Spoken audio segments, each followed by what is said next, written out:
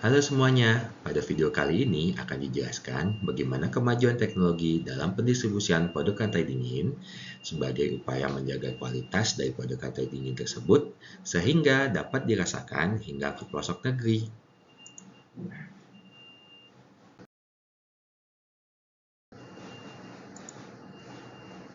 Sebelumnya, apa sih proses distribusi farmasi itu sendiri?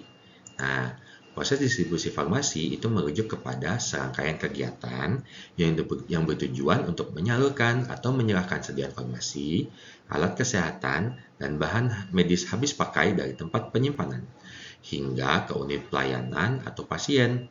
Distribusi ini harus memastikan mutu, stabilitas, jenis, jumlah, dan ketetapan waktu. Dalam konteks farmasi, distribusi melibatkan proses pengiriman obat-obatan dari distributor atau yang biasa kita sebut pedagang besar farmasi atau PBF ke sarana pelayanan kefarmasian seperti apotek, rumah sakit, klinik, puskesmas, dan lainnya.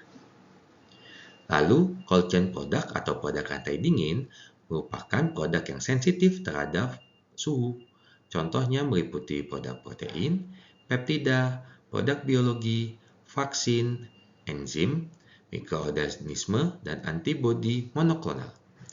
Produk rantai dingin cenderung memiliki umur simpan yang sangat lebih pendek daripada produk lainnya. Oleh karena itu, penanganan dan distribusi harus dilakukan dengan hati-hati agar produk tetap efektif dan aman, serta memerlukan kondisi penyimpanan yang khusus. Kenapa harus khusus? Karena suhu harus dijaga agar tetap sesuai dengan persyaratan yang telah diberikan. Dan biasanya persyaratan itu adalah antara 2 hingga 8 derajat Celcius.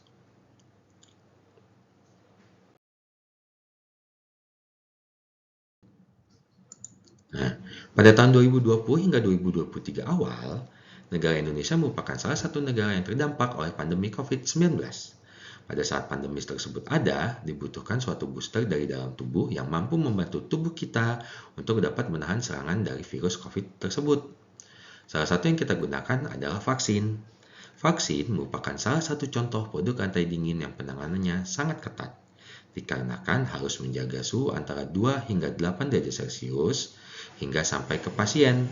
Kebayangkan bagaimana susahnya menjaga vaksin tersebut, karena vaksin itu diproduksi di industri farmasi yang kebanyakan berada di Pulau Jawa, kemudian harus didistribusikan hingga ke Papua, bahkan ke daerah yang sangat sulit untuk dapat dijangkau.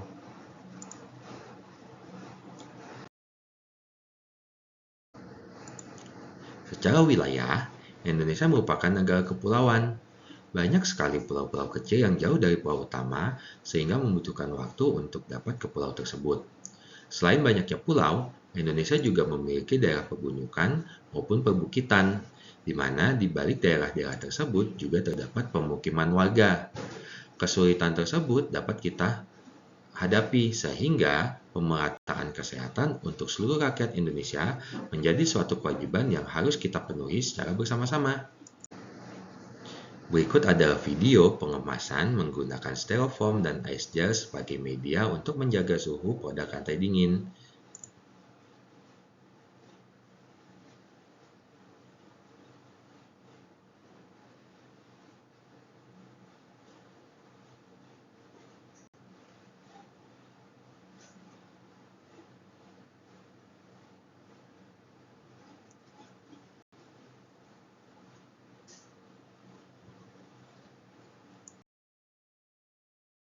Pada video sebelumnya, dapat kita lihat pengemasan suatu produk menggunakan styrofoam dan ice gel untuk menjaga suhu dari produk tersebut tetap terjaga. Dapat dilihat juga dari gambar yang ada di ini, awalnya untuk menjaga suhu antara suhu 2 sampai hingga 8 derajat Celcius menggunakan bongkahan es, sehingga suhu yang diinginkan mudah tercapai. Tetapi bongkahan es tersebut akan cepat mencair, sehingga memiliki waktu penyimpanan yang sebentar dan berpotensi membasahi produk yang kita akan distribusikan. Lalu menggunakan penggunaan styrofoam dan ice bag sebagai karier pembawa. Penggunaan alat-alat tersebut cukup efisien apabila digunakan dalam waktu tempuh yang cukup pendek. Karena untuk ice bag sendiri biasanya hanya bisa bertahan antara 4 sampai dengan 6 jam, lalu styrofoam hanya bertahan hingga di bawah 24 jam. Seiring dengan perkembangannya jaman. Kemudian ada lagi ice gel, di mana ice gel ini memiliki titik beku yang lebih rendah dibandingkan dengan bongkahan es, sehingga akan lebih lama menjaga suhu. Dan juga untuk carrier-nya atau pembawanya sendiri kita menggunakan biothermal pack. Biothermal pack ini dapat menjaga suhu hingga 72 jam dan memiliki kapasitas yang lebih besar dibandingkan dengan styrofoam. Sehingga apabila dibutuhkan waktu dan pendistribusian produk, maka bisa terjaga kualitasnya hingga 3 hari. Untuk biothermal pack ini sendiri memiliki beberapa kapasitas, dari yang kecil hingga yang sangat besar. Dan juga untuk biothermal pack ini ada yang memiliki military grade, sehingga apabila terjadi dalam kondisi perang, pendistribusian produk-produk vaksin yang digunakan untuk pengobatan itu dapat dilakukan, atau produk-produk anti dingin yang digunakan untuk pengobatan dapat juga didistribusikan dengan aman dikarenakan adanya pelindungan dari case atau tempat yang menjaga produk-produk tersebut dari kerusakan. Nah, jadi tadi ada styrofoam, ada ice bag, kemudian ada biothermal pack. Kalau dirasa menggunakan biothermal pack 72 jam atau 3 hari itu tidak cukup, maka bisa menggunakan river truck, yang mana pada river truck menggunakan pendingin udara dan panel insulasi yang bertujuan agar dapat menjaga suhu sesuai dengan yang kita inginkan. Bisa dilihat tuh, dulu mungkin hanya menggunakan mobil box biasa. Jadi si styrofoam atau ice bag-nya atau biothermal pack-nya tadi ditaruh ke dalam mobil box, kemudian dilakukan pendistribusian. Nah, sekarang itu kita gunakan yang namanya river truck. River truck ini seperti mobil box, tetapi dalam boxnya tadi itu ada pendingin udara dan ada panel insulasi yang bertujuan untuk menjaga suhu supaya tetap pada kondisi suhu yang kita inginkan. Sehingga secara kapasitas pun itu kita bisa lebih banyak dibandingkan biothermal pack yang sudah kita gunakan sebelumnya. Nah, dengan adanya river truck tadi, sehingga kita bisa membawa kapasitas lebih banyak, dan proses pendistribusian misalkan harus melewati darat dan menempuh lebih dari 72 jam, itu pun bisa kita gapai. Dan yang terakhir, setelah untuk menjaga mutu yang ada, dari tadi kita sudah menggunakan alat yang bisa kita sebut dengan passive packaging, kemudian ada alat untuk pendistribusian yang menggunakan river truck, kemudian kita harus memastikan nih tidak ada penyimpangan suhu dengan menggunakan alat pengukur suhu yang sudah dikalibrasi. Nah, biasanya alat yang kita gunakan itu dulu menggunakan termometer yang telah terkalibrasi. Termometer itu dipantau suhunya, kemudian dicatat secara manual dari suhu penyimpanan yang sudah kita pantau. Jadi dulu misalkan kita mau menggunakan intervalnya selama 1 jam. Nah, itu setiap 1 jam kita harus ngeliatin tuh, berapa sih suhu yang sekarang sedang di dalam insulatif, di dalam biothermal pack-nya atau di dalam, misalnya kita pakai tadi ya river truck, di dalam river truck-nya itu kita catat secara manual. Nah, sekarang ada satu teknologi yang baru kita gunakan, namanya data logger.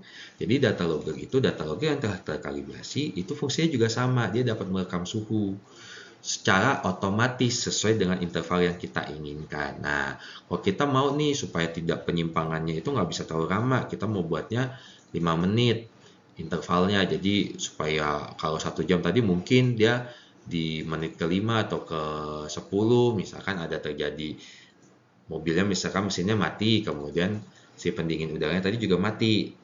Nah, kita mau, jangan deh kalau 1 jam kelamaan, kita 5 menit supaya kita tidak bolak-balik. Kan kalau data logger kita bisa otomatis kan. Kita buat tuh, kita setting selama intervalnya 5 menit sekali dia mengambil data.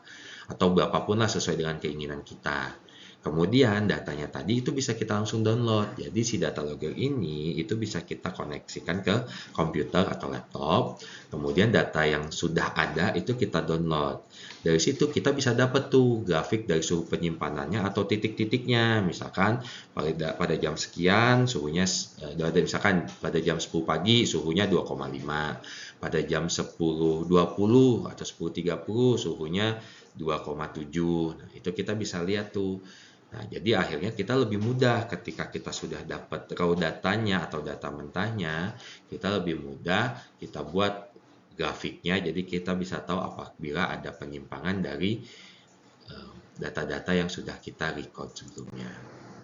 Nah, dari kesimpulannya itu semua, jadi dengan adanya perubahan teknologi yang ada dimaksudkan untuk dapat meningkatkan efisiensi dalam proses distribusi. Jadi kita nggak perlu takut lagi tuh, oh nggak bisa dari Pulau Jawa sampai dengan Papua itu memakan waktu 1 minggu misal ya. Nah, jadi dengan adanya efisiensi tadi, efisiensi yang baik itu kita bisa lihat dari segi biayanya, lalu dari segi waktu, kemudian kemudahannya, bahkan yang tidak kalah penting, yang pasti dengan adanya teknologi-teknologi tadi membuat kita memastikan penjaminan mutu itu dengan sangat baik dan mudah. Teknologi yang telah ada tidaklah suatu hal yang mutlak untuk kita harus ikutin. Tadi kan ada macam-macam tuh, oh dari si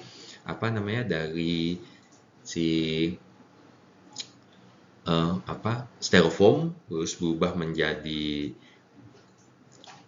geothermal pack. Nah, kalau kita memang ternyata memang jarak tempuh kita cuma 30 menit nih cukup. Oh, kita bisa pakai ice bag. Oh, jarak tempuh kita ternyata 5 jam. Oh, kita masih bisa pakai styrofoam. Jadi memang tidak mutlak untuk diikuti. Jadi teknologi-teknologi itu sebagai pilihan kedua, atau jadi ketika misalkan, oh ini kita tidak bisa karena kita harus waktu tempuhnya ada 36 jam.